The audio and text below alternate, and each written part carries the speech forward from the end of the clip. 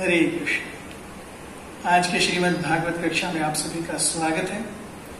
हम देख रहे हैं श्रीमद् भागवत के तृतीय स्कंद 10वां अध्याय, जहां पर सृजन के 10 अलग अलग विभागों का वर्णन आ रहा है।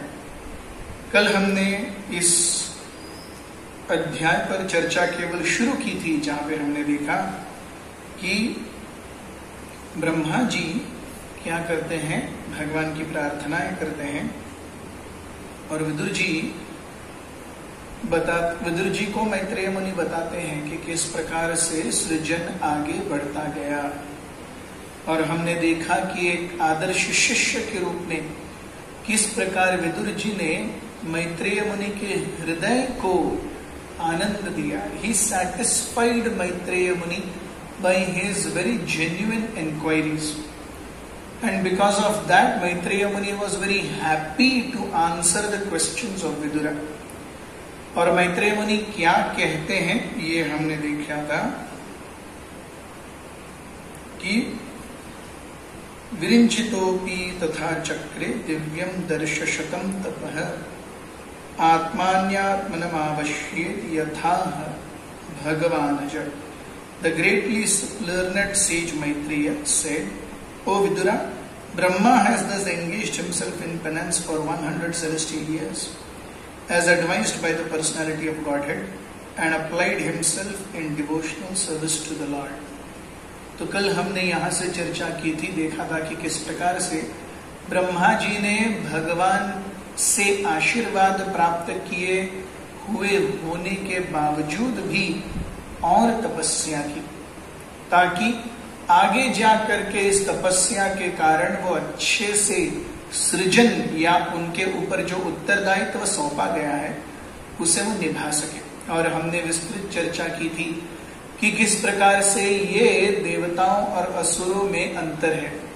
दोनों ही महान शक्तियों से आशीर्वाद प्राप्त करते हैं, लेकिन जब देवतागण आशीर्वाद प्राप्त करते हैं, that makes them even more sober, even more committed to Krishna's service। लेकिन जब असुर गण ये कुछ उपहार या वरदान प्राप्त करते हैं तो उसका उपयोग केवल ब्लेटेंट मिसयूज ऑफ पावर होता है। किसके लिए? केवल स्वयं के इंद्रिय निग्रह के लिए, एक स्वयं के इंद्रिय भोग के लिए।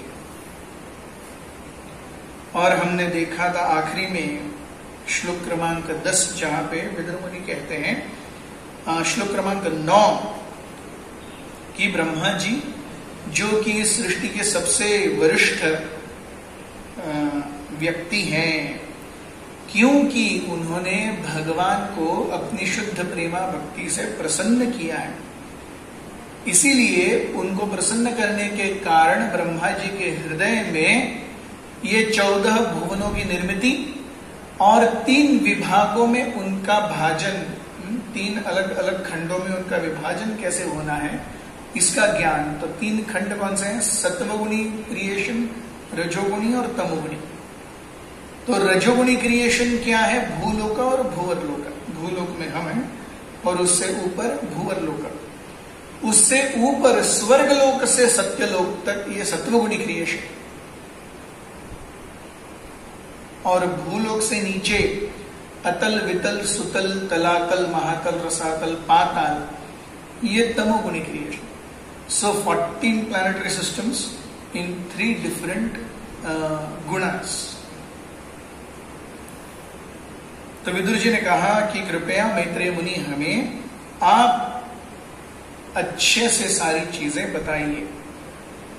Vidur ji inquired from Maitreya, "O my Lord, O greatly learned sage, kindly describe eternal time, which is another form of the Supreme Lord, the wonderful actor. And what are the symptoms of that eternal time? Please describe them to us in detail." तो सृष्टि कैसे हुई उसके बारे में बताया गया। अब समय का प्रभाव इस सृष्टि पर कैसे पड़ा ये भी बताया जाएगा। तो श्लोक क्रमांक 11 से हम शुरुआत करते हैं। मैत्रेय उवाच गुण व्यतिकराकारो निर्विशेषो प्रतिष्ठितः पुरुषस्तद उपादान आत्मानं लीलया सृजत. Maitreya said, eternal time is the primeval source of the interactions of the three modes of material nature.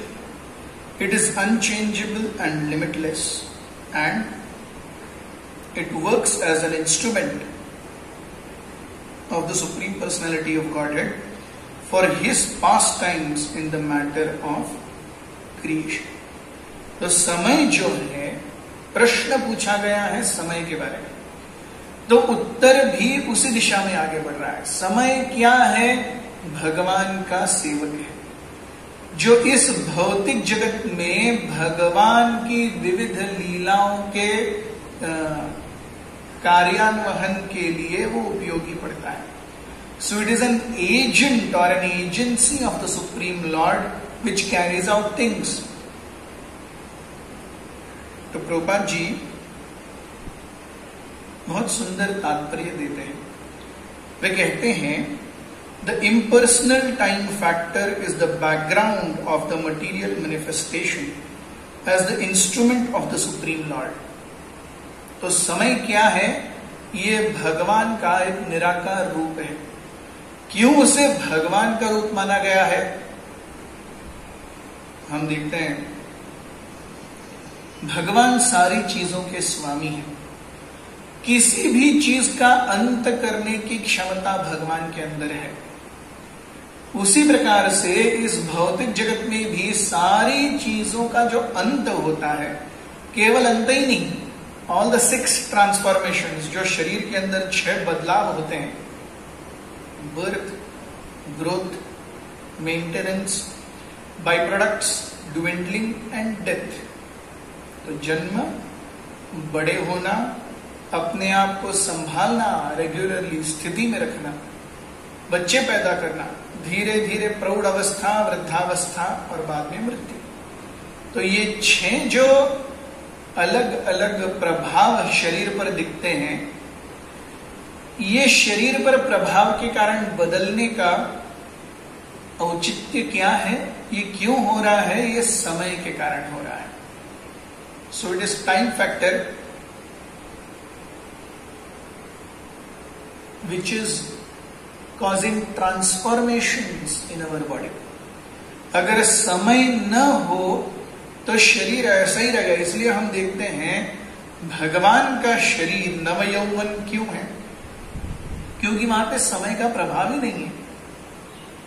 Brahma ji जो इस ब्रह्मांड के अंत के साथ उनका भी अंत हो जाएगा, उनका जीवन 2 परार्धों का होता है, पूर्व परार्ध और उत्तर परार्ध या उत्तरार्ध, पूर्वार्ध और उत्तरार्ध. तो ये 2 परार्धों का ब्रह्मा जी का जीवन है. तो ब्रह्मा जी ऑल्सो गेट्स ओल्ड. आपने देखा होगा ब्रह्मा जी को हमेशा दाढ़ी वगैरह करके दिखाया जाता है, लेकिन एक्चुअली ब्रह्मा जी ऐसा नहीं है. Brahma ji is the most beautiful. आप जितने भी सारे देखिए, हमने देखा है भगवान को या भगवान, इस शब्द का अर्थ क्या है? भगवान यानी 6 ऐश्वर्यों से पूर्ण. क्या है ये ऐश्वर्य? संपत्ति, शक्ति, यश, ज्ञान, वैराग्य और ऐश्वर्यस्य समग्रस्य वीर्य, यश और सुंदरता. तो ये 6 ऐश्वर्य हैं. और संपूर्ण ब्रह्मांड में ये सारे ऐश्वर्य सबसे ज्यादा मात्रा में किसी के पास है तो Brahma ji. So Brahma ji is not an old man as this. तो यूजुअली सीरियल्स में दिखाता है, अच्छा दाढ़ी रहता है, लंबा, वाइट. नहीं, हालांकि ब्रह्मा जी इस संपूर्ण सृष्टि के सबसे ओल्ड व्यक्ति हैं, the first born living entity, स्वयंभू या आत्मभू. लेकिन फिर भी ऐश्वर्य, वीर्य, यश सुंदरता, ज्ञान और वैराग्य, इन सब में ब्रह्मा जी के जैसा पूरे ब्रह्मांड में कोई नहीं है। अगर ब्रह्मा जी ओल्ड होते तो शक्ति संपन्न देवता जब उनको खुद को प्रॉब्लम सॉल्व नहीं होता तो ब्रह्मा जी के पास क्यों जाते? सोचने की बात है ना। मैं अगर किसी प्रॉब्लम में फंसा हुआ हूं तो मैं किसके पास जाऊंगा? जिसके पास मुझसे ज्यादा शक्ति है उस प्रॉब्लम के साथ डील करने की। तो देवतागण अगर ब्रह्मा जी के पास उनसे ज्यादा शक्ति न हो तो क्यों जाएंगे उनके पास? मैं अगर 10th स्टैंडर्ड का मैथ्स का स्टूडेंट हूं और मुझे 10th स्टैंडर्ड मैथ्स समझ में नहीं आ रहा है तो मैं 12th स्टैंडर्ड मैथ्स पढ़ने वाले के पास जाऊंगा या 5th स्टैंडर्ड मैथ्स पढ़ने वाले के पास जाऊंगा? मैं निश्चित रूप से 12th पढ़ने के वाले के पास जाऊंगा, क्योंकि वो मुझसे ज्यादा क्वालिफाइड है, मुझसे ज्यादा सीखा है। तो ब्रह्मा जी अगर देवताओं से ज्यादा बूढ़े होते, अशक्त होते, वो अभी वो बूढ़े हो गए, मृत्यु की कगार पर है, तो देवतागण उनके पास क्यों जाते? The very fact that they go, जब भी कोई गड़बड़ होती है देवतागण ब्रह्मा जी के पास जाते हैं। इसका अर्थ क्या है? ब्रह्मा जी के पास संपूर्ण ब्रह्मांड में सबसे ज्यादा ऐश्वर्य, शक्ति, यश, सुंदरता, ज्ञान और वैराग्य है।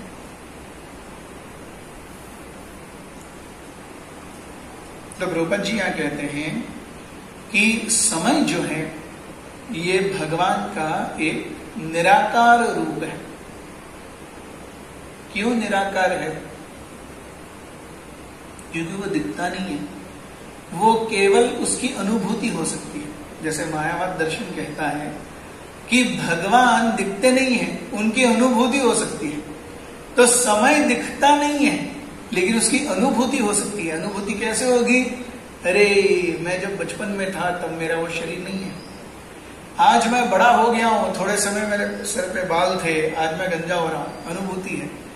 थोड़े समय पहले मेरा डाइजेशन बहुत अच्छा था लेकिन आजकल खट्टे डकार आने शुरू हो गए हैं, अनुभूति है। ओ पहले स्पेक्स की जरूरत नहीं थी, अब स्पेक्स आ गए हैं, अनुभूति है। समय आगे जा रहा है। अरे पहले सर के और दाढ़ी के बाल सफेद नहीं थे, अब सफेद हो रहे हैं, अनुभूति है कि हम समय के साथ आगे बढ़ रहे हैं।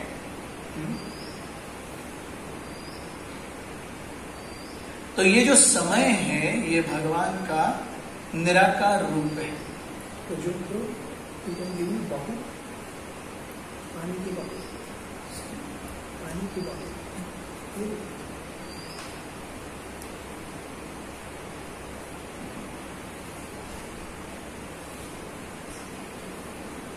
तो जीव गोस्वामी कहते हैं कि जब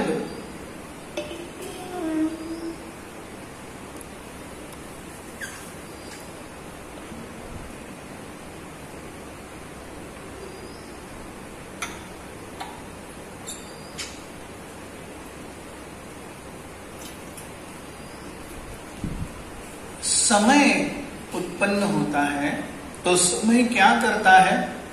समय प्रकृति के 3 गुणों के साथ में मिक्स होकर के सृजन करता है।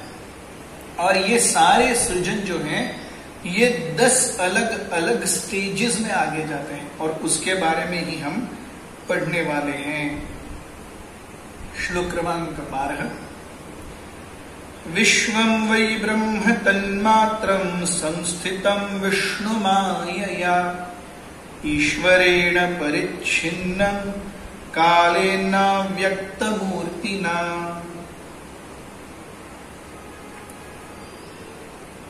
The cosmic manifestation is separated from the Supreme Lord as material energy by means of Kala, which is unmanifested, impersonal feature of the Lord. It is situated as the objective manifestation of Lord under the influence of the same material energy of Vishnu. तो संपूर्ण सृष्टि क्या है? भगवान के द्वारा निर्मित उनकी एक एजेंसी काल के अधीन कार्य करने वाली संस्था है। सो भौतिक जगत में देखिए, भौतिक जगत जो 24 तत्वों से बना है, स्थूल तत्व और सूक्ष्म तत्व, ये दो ही है कि नहीं? हम देखते हैं पृथ्वी, जल, अग्नि, वायु, आकाश, स्थूल तत्व। इसके बाद मन, बुद्धि, अहंकार, सूक्ष्म तत्व। उसके बाद 5 ज्ञानेंद्रियां, 5 कर्मेंद्रियां, सूक्ष्म तत्व। उसके बाद इन सभी के साथ में आदान प्रदान होने वाले शब्द, रूप, रस, गंध और स्पर्श, ये भी सूक्ष्म तत्व। तो स्थूल है, सूक्ष्म है, और उसके बाद क्या बचा? Spirit. There is gross creation, there is subtle creation, and there is spirit which activates both. तो ये जो अंश है स्पिरिट का, वो कहां से आ रहा है? वो काल है। जैसे शरीर में स्थूल देह है, सूक्ष्म देह है, लेकिन जब तक आत्मा आकर बसती नहीं तब तक ये शरीर चलायमान नहीं होता। स्थूल और सूक्ष्म शरीर चलायमान नहीं होते जब तक उनको हिलाने वाला कारक आत्मा के स्थानापन्न नहीं होता। उसी प्रकार से संपूर्ण सृष्टि जो 24 तत्वों से बनी है, 5 ज्ञानेंद्रिय, 5 कर्मेंद्रिय, 5 उनके इंटरैक्शंस, शब्द, रूप, रस, गंध, स्पर्श, 5 महाभूत, 5 into 4 20, फिर मन, बुद्धि, अहंकार, सूक्ष्म शरीर, 23 हो गए। और उसके बाद में what is the 24th element? It is time. तो the last element is what is the feature of lord. तो 24 तत्वों में 5 स्थूल हैं। कौन से 5 स्थूल हैं? पृथ्वी, जल, अग्नि, वायु, आकाश, ये स्थूल तत्व है। इसके बाद बाकी के जो 18 हैं वो सूक्ष्म तत्व है। मन, बुद्धि, अहंकार। इसके बाद में 5 ज्ञानेंद्रिय, 5 कर्मेंद्रिय और 5 इंटरैक्शंस, शब्द, रूप, रस, गंध, स्पर्श, ये सूक्ष्म तत्व है। तो केवल स्थूल और सूक्ष्म only matter. Can there be creation? No, there has to be a function of the Supreme Personality of Godhead. Only then there will be creation. So what is that factor which enters into these 23 to make them work? That is time factor. तो काल क्या है? संपूर्ण ब्रह्मांड के लिए काल is the driving force. जैसे शरीर के लिए आत्मा इज द ड्राइविंग फोर्स, वैसे ही संपूर्ण ब्रह्मांड के लिए what is the driving force? The driving force is काल। महाभारत के सूत्रधार, मैं काल हूं। तो इसलिए यहां पे इस काल को भगवान की अव्यक्त प्रकृति बताया गया है, क्योंकि उसका कोई आकार उकार नहीं है, लेकिन भगवान के समान ही बलशाली है काल इस भौतिक जगत में।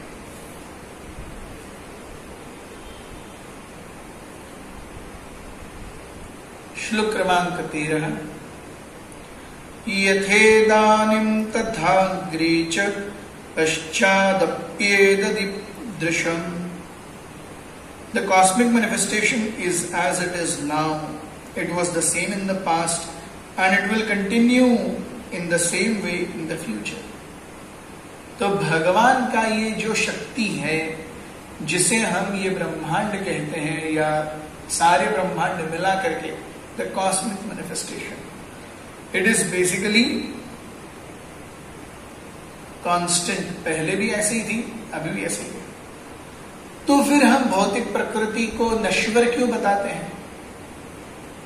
अगर भौतिक प्रकृति कांस्टेंट है तो उसको नश्वर क्यों बताया जा रहा है? वो भी आत्मा की तरह होनी चाहिए ना? नहीं, श्रीधर स्वामी बताते हैं कि material ingredients are eternal but their manifestation is temporary. Material world is eternal, but its manifestation is temporary. जैसे law of conservation of energy, simple, अगर मैं एक घर को तोड़ भी दूंगा, सर एक घर बनाने के लिए कितने पैसे लगते हैं, लेकिन अगर घर टूट भी जाएगा तो क्या बन जाएगा, वो जमीन बन जाएगा, इट विल बिकम डस्ट और पाउडर, तो फिर से वो पंचमहाभूत में चला गया। उसी प्रकार से कोई मेटल की चीज है या कोई वुड की चीज है नैसर्गिक रूप से, तो अगर वुड की चीज है तो सही में एकदम ओल्ड हो गया तो वो कुछ नहीं तो चूल्हा जलाने के काम आ जाएगा। अगर मेटल ओल्ड हो गया उसको फिर से फर्नेस में डाल सकते हैं और नया मेटल आएगा बाहर। So it is like this. So हम देखते हैं वो जो वुड है उसका एग्जिस्टेंस हमेशा से ही है, लेकिन उसका अभिव्यक्ति कैसे हो रहा है। जैसे हमारे श्रीमान रंगनाथ चरण प्रभु और श्री राधा प्रेम माता जी, उन्होंने मंदिर के उद्घाटन के समय उनके घर से हमें लगभग एक बड़े गाड़ी भर के उनके घर में बड़ी अच्छी लकड़ियां पड़ी थी, बहुत पुरानी, 150 साल पहले पुरानी अच्छी मोटी लकड़ियां सागवान की। तो हमारे और जो उनका पुश्तैनी घर था उसको डिमोलिश करते समय वो आया था, उससे हमारे आज इस मंदिर का सारा फर्नीचर बना है। व्यासासन जो हम देखते हैं, जितने सारे टेबल्स हैं, पलंग हैं, कुर्सियां हैं, वो सब उस वुड से बनी है।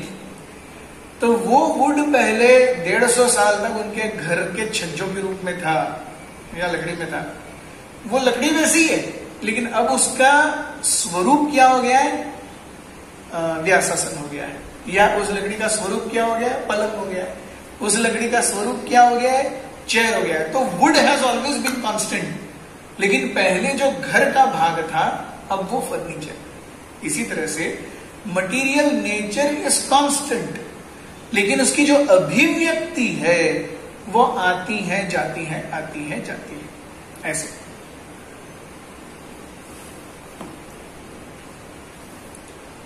श्लोक क्रमांक 14।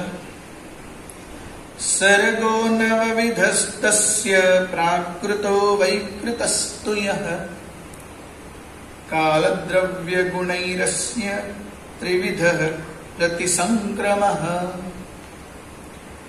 There are 9 different kinds of creation besides the one which naturally occurs due to interactions of modes. तो प्रकृति के 3 गुणों के सत्व, रज और तम के प्रभाव से, उनके एक दूसरे के संपर्क में आने से जो सृजन होता है वो एक तरीके का सृजन है। उसको छोड़ करके 9 अलग अलग प्रकार के सृजन भी हैं।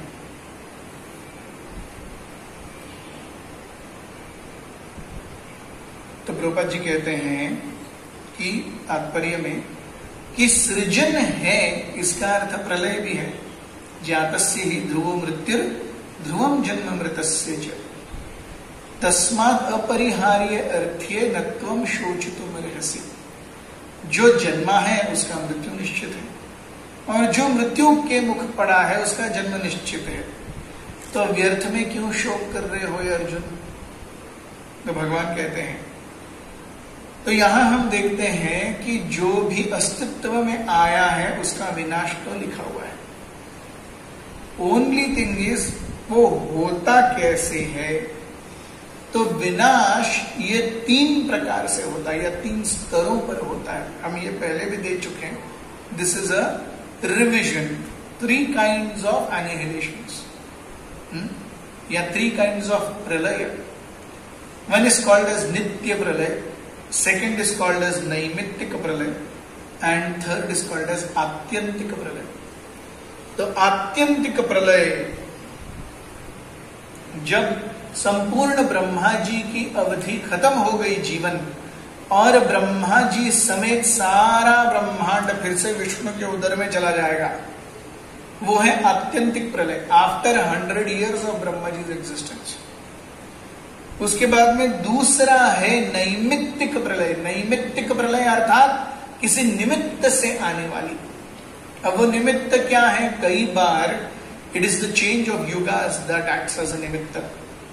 कई बार it is the change of entire 4 cycles kalpa, that is nimitta. तुम देखते हैं कि ये निमित्त है और उस निमित्त के कारण प्रलय हो रहा है, ये नैमित्तिक प्रलय। तो नैमित्तिक प्रलय में कहां तक सब कुछ चेंज होता है? नैमित्तिक प्रलय में स्वर्गलोक तक सब कुछ समाप्त हो जाता है। हम श्रीमद् भागवत के 12वें स्कंद में बहुत डिटेल रूप से पढ़ेंगे कि भगवान के जो ये प्रलय है उसके कितने प्रकार हैं, वो क्या क्या करते हैं। तो नित्य प्रलय, नैमित्तिक प्रलय और आत्यंतिक प्रलय। सो आत्यंतिक प्रलय, एंड ऑफ यूनिवर्स। नैमित्तिक प्रलय, बिकॉज ऑफ सम निमित्त देयर इज बीइंग प्रलय। और नित्य प्रलय, नित्य प्रलय यानी रोज व्यक्ति जन्म लेता है, रोज व्यक्ति मरता रहता है। पुनरपि पुननम, पुनरपि जन्मम, पुनरपि मरणम, पुनरपि जननी जठरे शयनम। तो ये है नित्य प्रलय। 70-80 साल में खत्म, 70-80 साल में खत्म, 70-80 साल में खत्म। नित्य प्रलय, everyday it keeps on happening. तो प्रभुपाद जी यहां कहते हैं there are 3 kinds of annihilations. One, due to scheduled times of annihilations of the entire universe. ये है आत्यंतिक प्रलय। Second, due to fire which emanates from the mouth of अनंता। ये है नैमित्तिक प्रलय। निमित्त क्या हो गया? अनंत शेष के मुखारविंद से आने वाली अग्नि। तो ये निमित्त हो गया, तो नैमित्तिक प्रलय। और तीसरा नित्य प्रलय। अरे हम तो रोज ही उठते रहते हैं, मरते रहते हैं, उठते रहते हैं, मरते रहते हैं, तो चलता ही रहता। श्लोक क्रमांक 15। आद्यस्तु महतः सर्गो गुण वैषम्यात्मनः द्वितीयस्त्वहमो यत्र द्रव्य ज्ञान क्रियोदयः।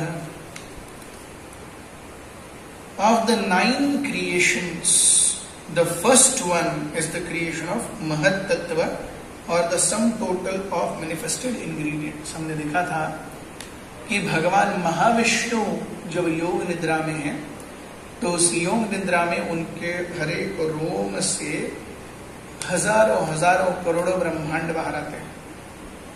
और इस अनेक ब्रह्मांड में ब्रह्मा जी अपने आप को सबसे प्रथम जीव के रूप में प्रस्थापित करते हैं।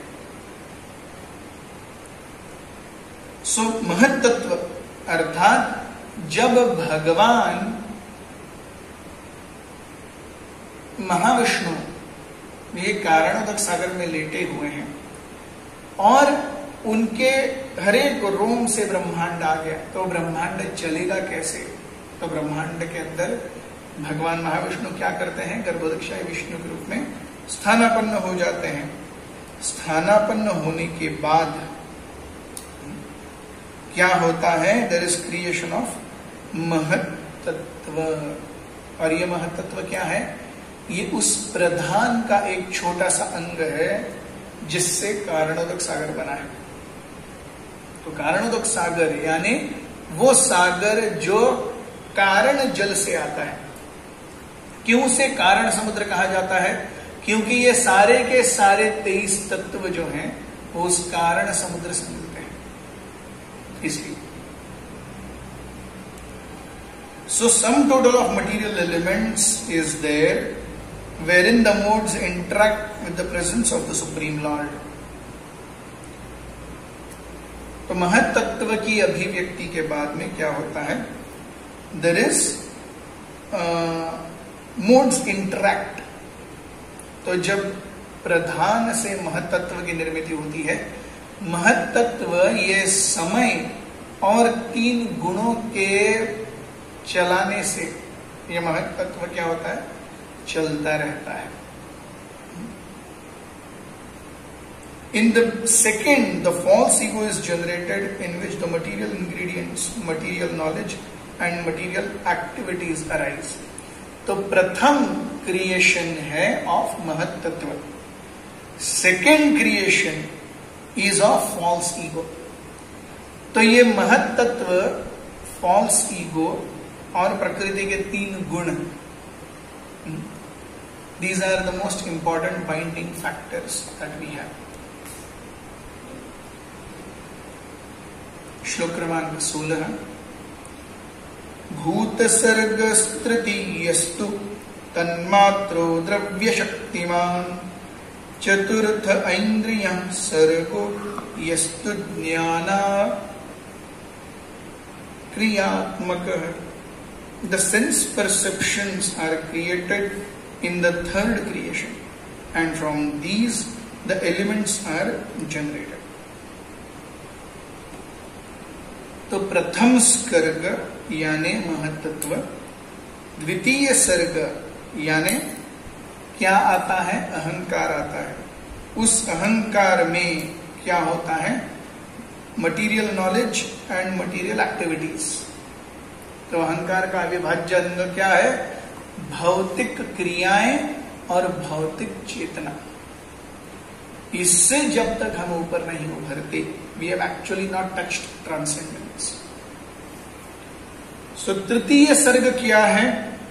Sense perceptions. चाहे वो ज्ञान अर्जन करने को हो या फिर कष्ट करने के लिए हो. So sense perceptions are generated in the third creation, and from these the elements are generated. तो सेंस परसेप्शंस, 5 ज्ञानेंद्रिय, 5 कर्मेंद्रिय, और उसके बाद इस इंद्रियों से स्थूल तत्वों की निर्मिति होती है. पृथ्वी, अग्नि, जल, वायु और आकाश. ये हम पहले बहुत विस्तृत रूप से देख चुके हैं. श्लोक क्रमांक 17. वैकारिको देव सर्गः पंचमो यन्मयं मनः षष्ठष्टुतमसः सर्गो यस्त्वद्बुद्धिकृतः प्रभुः. The fifth creation is that of controlling deities by the interactions of modes of goodness. तो पांचवा जो सृजन है वो किसका है? दिक्पालों का है. अलग अलग दिक्पाल जो अलग अलग दिशाओं में रहकर they see that everything in the universe is going on in order. कहीं कुछ गड़बड़ नहीं हो रही है. So these are controlling deities. 10 दिशाओं के 10 दिक्पाल. Sixth creation is of ignorant darkness of living entity by which the matter acts as a fool. So छठा क्रिएशन,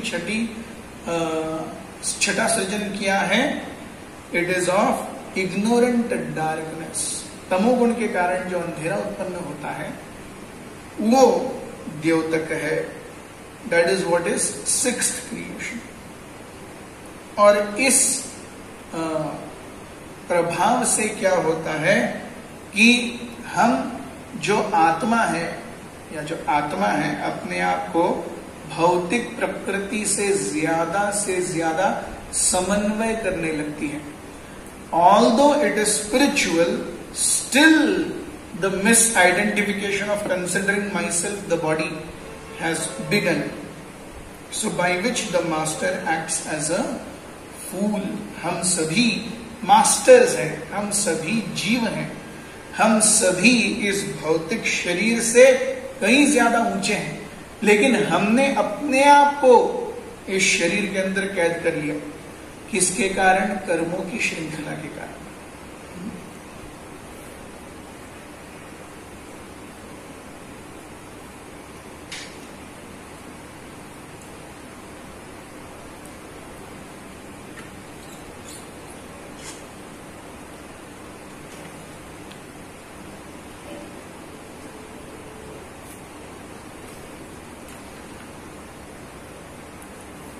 रूपा जी यहाँ तात्पर्य में बहुत सुंदर रूप से बताते हैं कि देवता जो हैं वो बहुत ज्यादा तमोगुण के अधीन नहीं आते, इसीलिए वो भगवान के दिए हुए नियामक तत्वों का पालन करने में they show interest and they happily do it.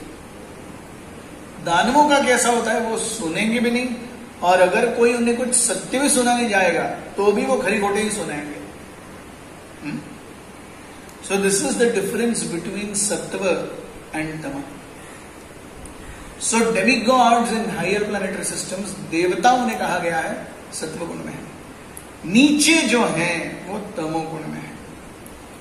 तो प्रभुपाद जी कहते हैं कि for example one of our sense organs, that is eye, is controlled by light.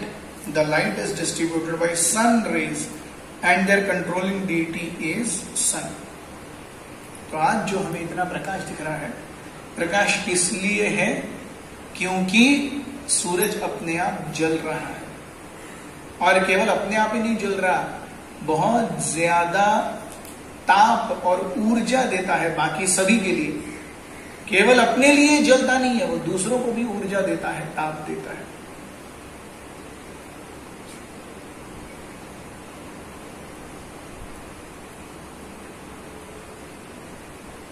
तो प्रभुपाद जी यहां कहते हैं कि सूर्य ऊर्जा देता है, ताप देता है, और वो आंखों का स्वामी है.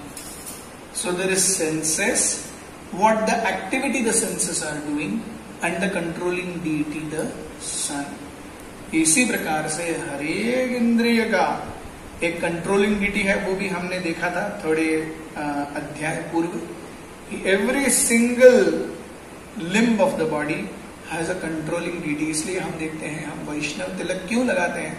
वैष्णव तिलक का अर्थ है कि हम समझते हैं, हम जानते हैं कि भगवान का अस्तित्व इस जगह है. तो इस जगह को जितना साफ सुथरा, हट्टा कट्टा, अच्छा रखेंगे, उतना ही भगवान को यहां पर आने में कौतूहल होगा. अगर हम इस चीज को गंदा, बिना कोई साफ सफाई किए ऐसे ही रख दें, हम खुद नहीं वहां जाना चाहेंगे, भगवान कैसे जाएंगे. तो प्रभुपाद जी कहते हैं, या फिर मैत्रेय मुनि कहते हैं कि fifth creation is of the controlling deities. पांचवा जो सृजन है वो दिक्पालों का है, और छठा जो सृजन है in the sixth creation is ignorant darkness of living entity by which the master acts as a fool. हम अपने आप को भूल करके क्या कर रहे हैं, एक ऐसा रास्ता जो सत्य नहीं है उस पर चलने का प्रयास कर रहे हैं, and that is what is causing problem.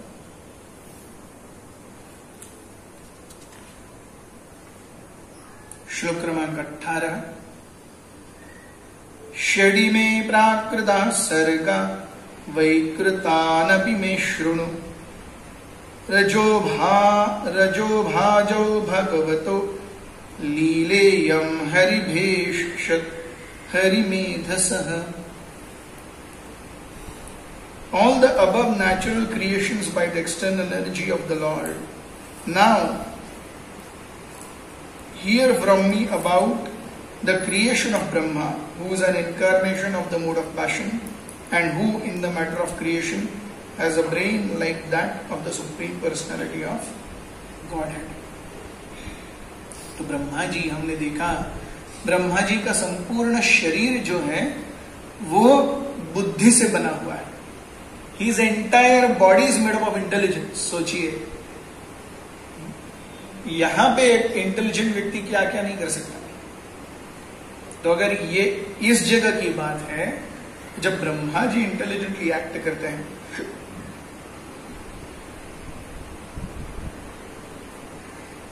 तो वो कितना महत्वपूर्ण है.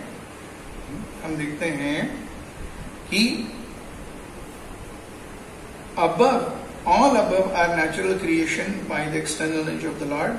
Now hear from me about creations by Brahma, who is an incarnation of mode of passion,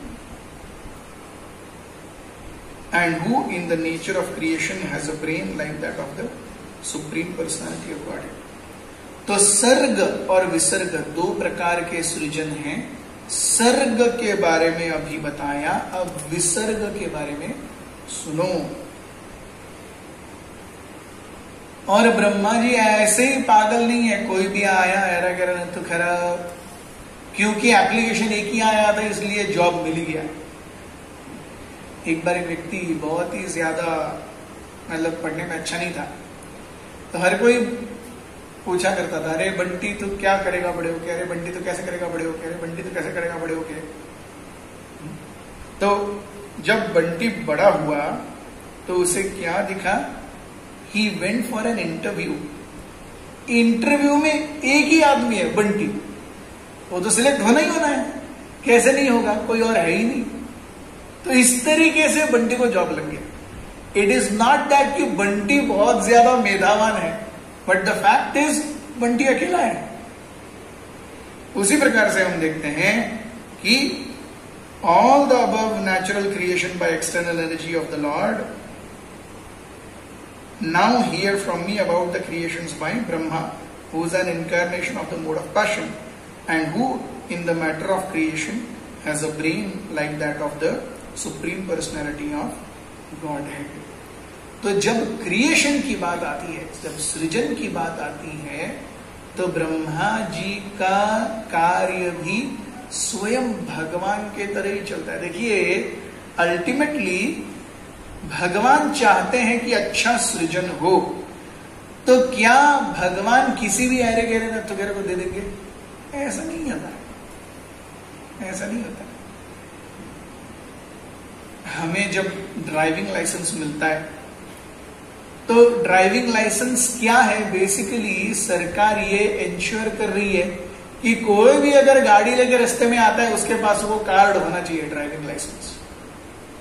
मतलब उसके पास वो है, इसका मतलब है उसने कहीं ना कहीं किसी कॉम्पिटेंट अथॉरिटी के अंडर टेस्ट दी है, वो पास हुआ है।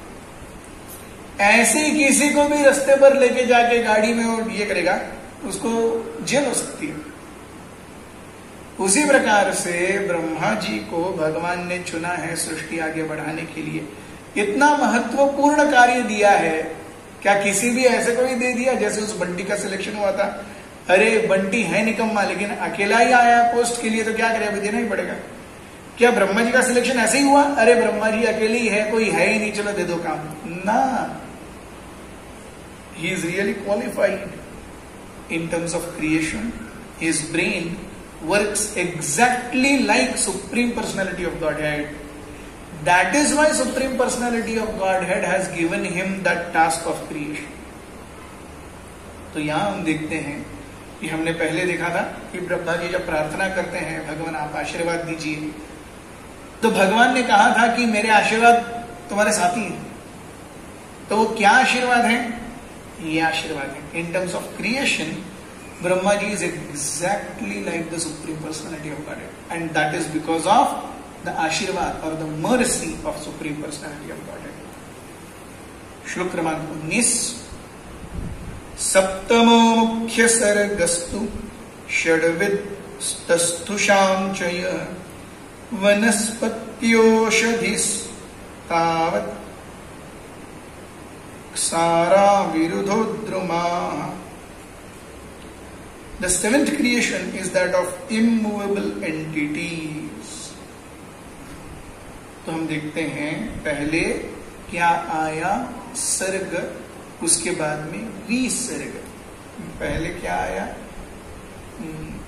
महत्तत्व आया, महत्तत्व के बाद में समय आया, समय के बाद में अहंकार आया, अहंकार के बाद में क्या आया, दिक्पालों की निर्मिति हुई। उसके बाद में मोड ऑफ पैशन, रजोगुण में ये क्रिएशन चल रहा है। और छठा क्या आया, the darkness of living entity by which the master acts as a fool. भगवान को भूल जाने की जो शक्ति है, उसकी निर्मिति हुई। तो सप्तम क्रिएशन क्या है? अब तक 6 क्रिएशन बताए गए। सप्तम creation is of immovable entities which are of 6 kinds. कौन से हैं इमूवेबल एंटिटीज? स्थावर और जंगम। स्थावर जीव यानी पेड़, पौधे, घास, लताएं, ये सब है इमूवेबल। आप कुछ भी करो, आप उन्हें काटने जाएंगे तो भी वो हिलेंगे डुलेंगे नहीं, वो वहीं पर रहेंगे। तो the seventh creation is of immovable entities. तो सप्तम जो सृजन है वो है पेड़ पौधे इत्यादि का। कैसे हैं वो? 6 काइंड्स, 6 प्रकार के पेड़ पौधे हैं। First, fruit trees without flowers, ऐसे पेड़ जिसमें फल तो लगता है लेकिन फूल नहीं लगते। फिर second is trees and plants which exist until the fruit is ripe, ऐसे पेड़ जो जिनके ऊपर जैसे ही फल लग गया और फल पक गया तो वो पेड़ भी सूख जाता है। वो तब तक ही रहता है जब तक उसका फल पकेगा नहीं। Then there are creepers, creepers यानी लताएं, बेल। पाइप प्लांट्स यानी bamboo, pipe plants. Creepers which have no support, ऐसे भी कई हैं जो बिना, क्रीपर्स यानी जो पतले पतले ही रहते हैं। सामान्यतः हम देखेंगे पेड़ पौधे भी उनकी नीचे की डालियां बड़ी होंगी, मोटी होंगी, धीरे धीरे धीरे, इतनी ही क्यों ना हो लेकिन होंगी। तो लताओं में या बेलों में 2 प्रकार है। एक तो जो सपोर्ट के साथ में हर जगह चढ़ते हैं, दूसरे जो सपोर्ट नहीं लेते लेकिन चाहे कितना भी बड़ा हो जाए वो, जैसे कद्दू या कद्दू की वेल वगैरह है, दूधी की वेल है, तो वो लंबी हो जाएगी लेकिन बेसिकली वो जो मेन डंठल रहेगा वो पतला ही रहेगा। और फिर trees with flowers and fruits,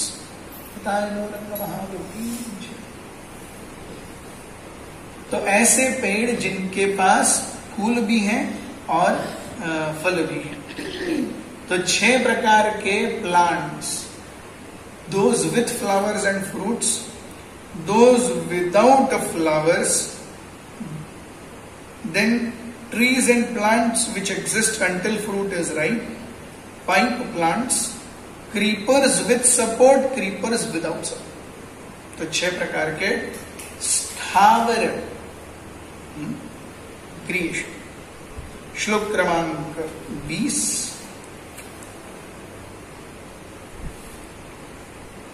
उत्स्रोतस्तमसः प्राया अंतः स्पर्शा विशेषिण। All the immovable trees and plants seek their subsistence upward. They are almost unconscious but have a feeling of pain within. They are manifested in variegatedness. तो सारे जो स्थावर जीव हैं वो हमेशा ऊपर की ओर बढ़ना चाहेंगे। कोई भी हो वो ऊपर की ओर बढ़ना चाहेगा। हम देखते हैं जब वेल को भी, क्रीपर को सपोर्ट मिलता है वो नीचे ही नहीं रहते, वो ऊपर चढ़ती जाती है। तो हर कोई ऊपर चढ़ना चाहता है, तो उनके अंदर भी कंपटीशन होता है। कंपटीशन क्यों? अरे मुझे कौन ज्यादा बड़ा होगा और सनलाइट लेगा, ये पेड़ पौधों के बीच में कंपटीशन होता है। सो कंपटीशन कहां नहीं है, हर जगह है। आप देखेंगे एक घना जंगल, क्यों, आप मंदिर में आके देख लीजिए, मंदिर में एक नीचे पेड़ है, वो ऐसे सीधा ऊपर उठा है और बाद में उसने देखा ऊपर सारा ये है, क्या है, छांव है, तो वो ऐसे बाहर आ गया और फिर से ऐसे ऊपर उठ रहा है। So they find out from where they can get sunlight. तो जहां से डायरेक्ट, अब एक्चुअली पेड़ सीधा ऐसे होना चाहिए, लेकिन हमारे यहाँ पे आप नीचे आके देखेंगे एक पेड़ है जो ऐसे आया है, बाद में ऐसे गया, फिर ऐसे। So there is competition in them also कि कौन ज्यादा सनलाइट लेने के लिए ज्यादा ऊंचा होगा।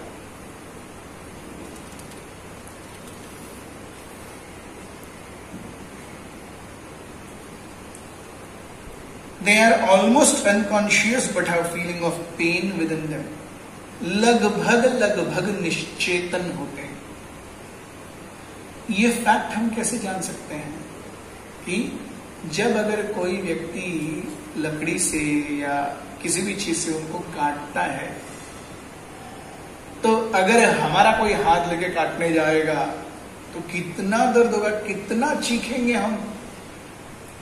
तो ये जो स्थावर हैं उनके अंदर ये दर्द जो है वो बहुत कम है। क्यों? क्योंकि उनका कॉन्शियसनेस ही कम है। आप देखेंगे एक व्यक्ति अगर नॉर्मल खड़ा है, आप उसे चाटा मारिए, वो ऐसे देखेगा आपको, क्यों चाटा मारा, शायद वो 2 मार दे। लेकिन एक बहुत पिया हुआ है, उसको खुद को ही खड़ा नहीं हुआ जा रहा है, आप उसको चाटा मारिए, वो करके गिर जाएगा। वो सुध-बुद्धि नहीं है कुछ उसे, किसने मारा, क्यों मारा, क्या हुआ। वो खड़ा होने का कोशिश कर रहा था, ऐसे ऐसे हिल रहा था, किसी ने तो चाटा मारा, वो सो गया। So the person has not changed. What has changed? His consciousness.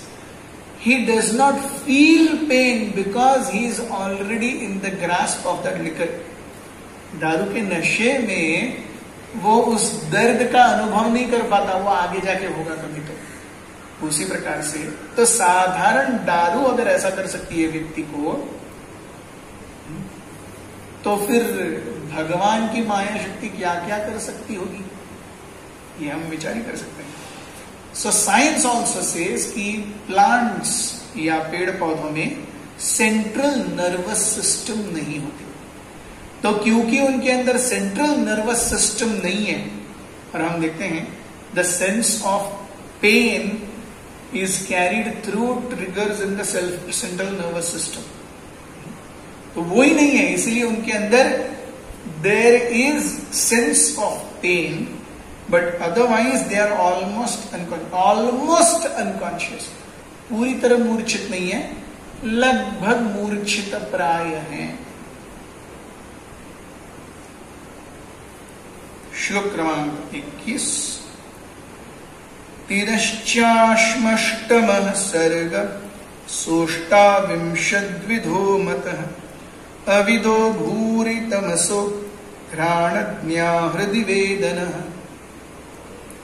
The 8th creation is that of the lower species of life, and they are of different varieties, numbering 28.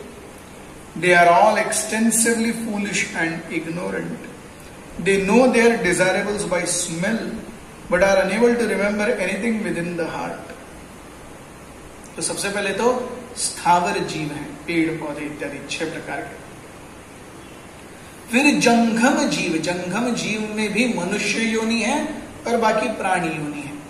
तो ये जो प्राणी योनियां हैं यहां पर वो बताए गए हैं, 28 अलग अलग प्रकार के प्राणी योनियां हैं। वो भी कैसे हैं? They are really ignorant and foolish. It is not written they are almost unconscious, they are ignorant and foolish.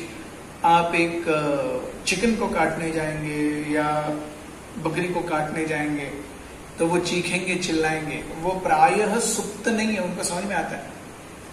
लेकिन जब एक कसाई 15 बकरियों को एक साथ लेके जा रहा है और एक एक दिन वो एक एक को काट रहा है, तो एक दिन जब एक कट गई तो बाकी 14 ये नहीं सोचती अरे ये तो कल हमारे साथ थी, हमारी बहन कहां चली गई। तो ये आदमी हमको क्या देके, खाना दे के ये क्या कर रहा है, ये खाना खा लेना हमारे लिए क्या है, और this is really a death trap. हमको अगर कोई ऐसा दे रखेगा तो हम पक्का सोचेंगे अरे एक एक दिन एक एक आदमी कम हो रहा है, भाई क्या बात है, मेरा नंबर भी आएगा। लेकिन ये बकरियां कभी नहीं करती, बकरियां चरती रहेंगी। वो जब तक उसकी गर्दन पर छुरी नहीं चलाएगा तब तक बकरी चरती रहेगी, उसे कोई टेंशन नहीं। So that is how they are ignorant and foolish and they see everything by smell. केवल हम देखते हैं, हम देखने से ही पहचान जाते हैं। अगर किसी चीज को फंगस लगा होगा, हम सूंघने जाते हैं क्या उसको, नहीं, देख कर ही पहचान जाते हैं भाई नहीं खाना है। या कोई चीज कीचड़ में पड़ी है तब भी हम उसको ये करने जाते हैं क्या, नहीं। लेकिन हम देखेंगे जो गाय, इवन गाय, भैंस, बकरी, वो कूड़े करकट में भी सूंघेंगे, वो अच्छे पानी में भी सूंघेंगे, वो घास के ऊपर भी सूंघेंगे, है कि नहीं? तो उनको कुछ नहीं लगता, वो गटर हो या कूड़ेदान हो, उनका केवल एक ही चीज काम कर रहा है, सूंघना। हम कूड़ेदान देख के ही, अगर एक भिखारी है तो भी कूड़ेदान में बैठ के खाना नहीं खाएगा, वो साफ सुथरी जगह पर ही खाएगा। कूड़ेदान में पड़ा हुआ कचरा है लेकिन वो उसमें से उठा के नहीं खाएगा, वो कहीं जाके भीख मांगेगा। सो उससे हमें सूंघना नहीं पड़ता, हमें देखकर ही पता चल जाता है या सुनकर ही पता चलता है। लेकिन बाकी सारे ये जो शुभपद हैं, उनके देखने सुनने से उनको कुछ नहीं होता, उनको या देखने से और इससे कुछ नहीं होता, उनको सूंघने से। But they are grossly ignorant and foolish, क्योंकि वो नहीं समझ पाते कि उनका नंबर भी आने वाला है। सो उनके पास केवल आहार, निद्रा, भय और मैथुन, ये चारों ही चीजें हैं और कुछ नहीं है। और वो भी कैसे? It is right here right now, just do it philosophy. वो कभी ये नहीं सोचेंगे कि अरे आज मैंने अच्छे हिरन को मारा है, तो एक काम करता हूं, 4 दिन के बाद फिर से काम पड़ेगा ही ना, तो इस हिरन को क्या करता हूं, मैं लेके जाता हूं और अपनी गुफा में रख देता हूं। ऐसा कोई शेर या कोई बाघ नहीं सोचेगा कि 4 दिन के बाद क्या होगा। अभी भूख मिट गई ना, शांत, अगली बार जब भूख लगेगी तब देखेंगे। तो इसका अर्थ क्या है? जानवर कैसे जीते हैं? जब प्यास लगी तब कुआं खोदो, जब प्यास लगी तब कुआं खोदो, जब प्यास लगी तब कुआं खोदो। मनुष्य ऐसे करता है क्या? नहीं। मनुष्य, प्रभुपाद जी बहुत सुंदर बताते हैं कि रास्ते पर एक चावल की या गेहूं की बोरी होगी तो सारे पक्षी आकर के 2-2, 4-4 दाना अपनी चोंच में भर के जाएंगे, जितना वो उस समय खा सकते हैं भर के जाएंगे। लेकिन मनुष्य जो है खाएगा 2 मुट्ठी लेकिन पूरा बोरी भर के लेके जाएगा। सो animals, they can't think for future and that is why they are not qualified for Krishna consciousness, या they are not qualified for आध्यात्म। आध्यात्म क्या है? अथा तो ब्रह्म जिज्ञासा। तो ये ब्रह्म जिज्ञासा के लिए, because they are foolish and ignorant, they are not qualified. So यहीं पर हमारे इस चर्चा को आज की विराम देते हैं। कल फिर से आपके साथ उपस्थित होंगे, तब तक के लिए हरे कृष्ण।